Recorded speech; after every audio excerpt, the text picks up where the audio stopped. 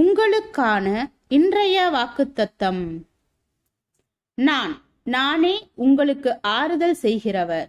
சாக போகிற மனுஷனுக்கும் புல்லுக்கு ஒப்பாகிற மனு புத்திரனுக்கும் பயப்படுகிறதற்கும் வானங்களை விரித்து பூமியை அஸ்திபாரப்படுத்தி உன்னை உண்டாக்கின கர்த்தரை மறக்கிறதற்கும் நீ யார்?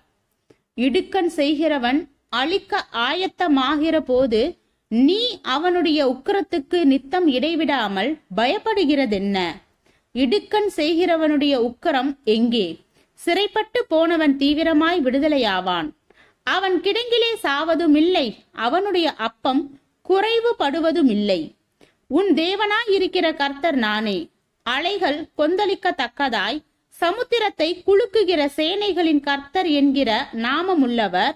நான் வானத்தை நிலைப்படுத்தி பூமியை அஸ்திபாரப்படுத்தி சீயோனை நோக்கி நீ என் ஜனம் என்று சொல்வதற்காக நான் என் வார்த்தையை உன் வாயிலே அருளி என் கரத்தின் நிழலினால் உன்னை மறைக்கிறேன். ஏசாயா 51 அதிகாரம் வசனம் 12 முதல் 16 வரை.